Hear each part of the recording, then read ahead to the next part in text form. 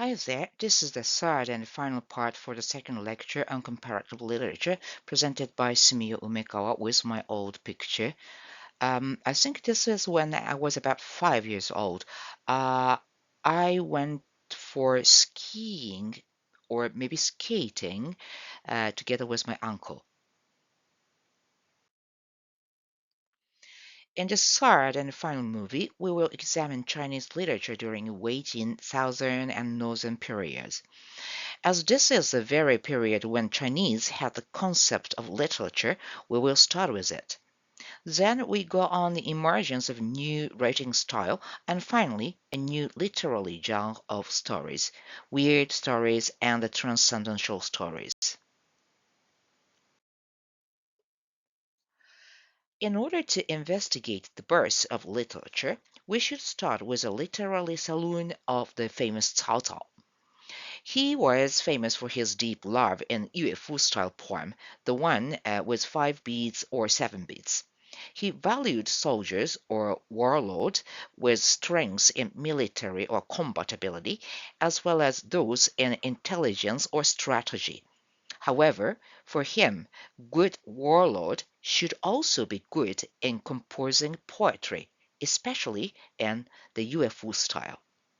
Thus, he had a kind of saloon by his subordinates, including his own sons, those who were good either in combat or intelligence and in ability of poetry. Grown up in such literary circumstance, the idea of literature was proposed by Cao Cao's son, Cao Bi, who succeeded his father's position and became the Emperor Wen of Wei. He composed a kind of thesis entitled as Dianlun, in which he conceived literature as great enterprise for managing the nation. Since then, literature was officially valued even in politics.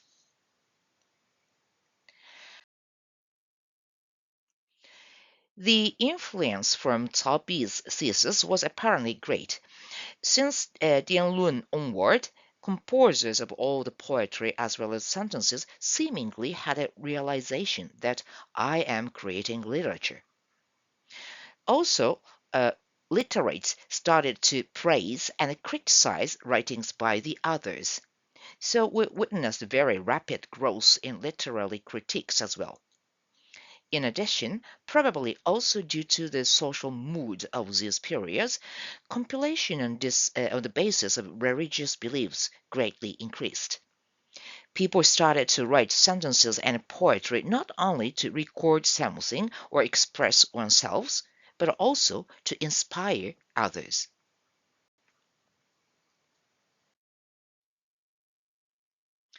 Okay, now let's move on to the birth of new writing style, namely Pingwen style. This particular style had actually been emerged during the later Han period.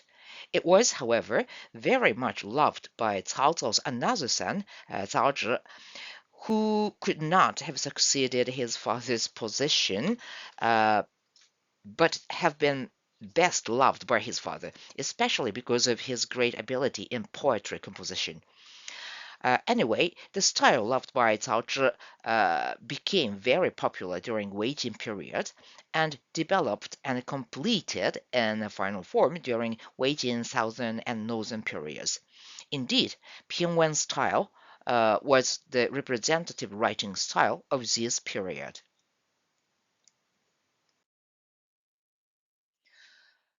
There are 5 characteristics of Pingwen style. Firstly, this style uses couplets or parallelism. So if you talk about the morning, you should also talk about the evening. Secondly, Pingwen style goes in a combination of 4 beats and 6 beats.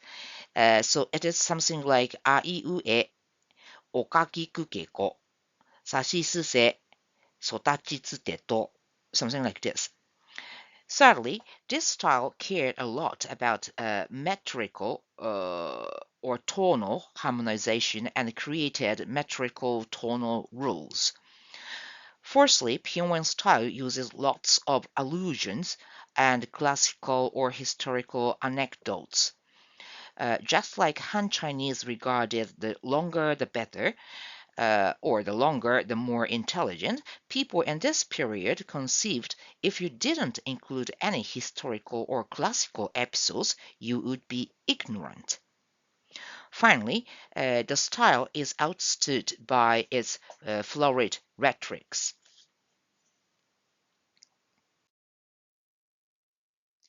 So, due to these five characteristics, Pianwen writing style has lots of alias.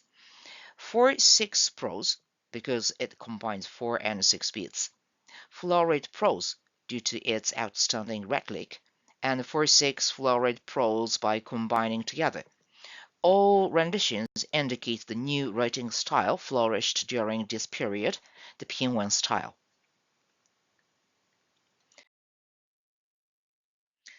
Now let me return to their attention to tones. Chinese started to care for the tones of their language because of the transmission of Buddhism. As Buddhist sutras arrived to China around the shift of former and later Han Dynasty, they were written in Sanskrit, Pali, or languages used in the region called Silk Road, like Gandharan. Therefore, Buddhist sutras needed to be translated into Chinese under the assistance by non-Chinese monks. It was then Chinese realized their language has tones, as they might have been asked what was the difference between ma meaning mother and ma meaning horse. Once they realized their language had tones, their interest went to phonological ones. Under the rapid and great works on phonological investigation in Chinese, they divided their tones into four and created rules of 8 ill combinations of tones. Well, in reality, there existed many complicated rules about good combinations and bad combinations of tones at the time. Um, and probably Chinese themselves could not fully understand the rules. Therefore, Kukai's later theory on Chinese tones, which is much more simple than Chinese theories, was accepted even by Chinese. Anyway, the point is that Chinese at this period started to pay great attention onto the beauty of tone combinations. Now, for your information, Chinese sounds and tones have been changing in accordance with period of time. In modern Chinese, four tones are divided into first two fourths. The first one is a flat tone, second is rising, the third is something like ma, and the fourth is falling. In contrast, phonology during the Weijin Southern and Northern period divided Chinese four tones as follows. The first one is rising tone, 上升, which corresponds with modern second tone. And the second one is flat tone, which actually involves high flat tone and low flat tone, possibly corresponding with modern first and third tone. The third one is going tone, indicate falling one, like modern fourth one. And the final tone was called entering tone, which does not have any modern correspondence. Indeed, entering tone specifies sound rather than tone, and it indicates the sound finalizing with consonants.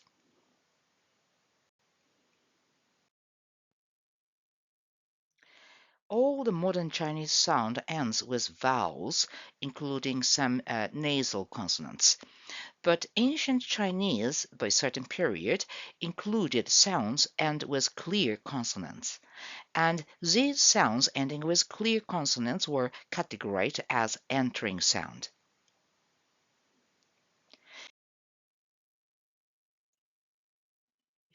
The sounds of ancient Chinese are very often assumed by sounds of languages spoken in nearby regions. So far as I know, Japanese onyomi, Korean, and Cantonese are often used to understand ancient Chinese sound. Here are some examples. The Chinese character meaning nation is now rendered as 国 in Chinese, which in Japanese rendition as kok when you read it in onyomi, and gok or kok in Korean, and guok in Cantonese. So it indicates this character used to end with K sound. Similarly, the one meaning fruit is rendered as shi in China, which in Japanese jitsu, and sil in Korean, and sa in Cantonese. Even though Cantonese pronunciation, the final T sound is fallen off and should be sounded something like a short pause, as in the Japanese sokuon, like datte, the small t. And also in Korean pronunciation, it turned into L sound. These indicate the character meaning fruit used to end with T sound. Finally, the one meaning a butterfly rendered 铁 in Chinese. In Japanese, now we render this character as chou, but it used to be rendered as tefu. In Korea, it is rendered as nabi, and in Cantonese, it is dip. Again, in Cantonese, final P sound is usually omitted and should sound like a rapid short pause. But these sound differences show that the character used to be rendered something like tap in ancient Chinese. And generally, Japanese sound ending ku when you read character in onyomi style indicate classic Chinese ending k sound, and Japanese sound ending chi or tsu does those ending with t sound in classic Chinese, and Japanese sound ending fu, including u, like ju, used to end with p sound.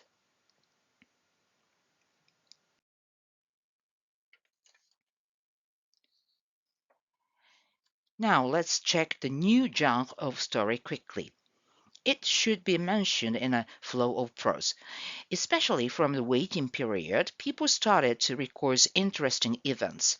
Amongst those records, those specifically focusing on mysterious tales started to construct a literary genre called the weird story.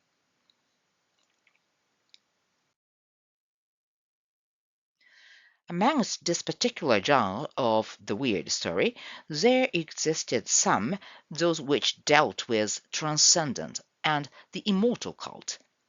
These were differentiated and called the transcendental story. The point is, the transcendental story is a subgenre or minor genre of the weird story.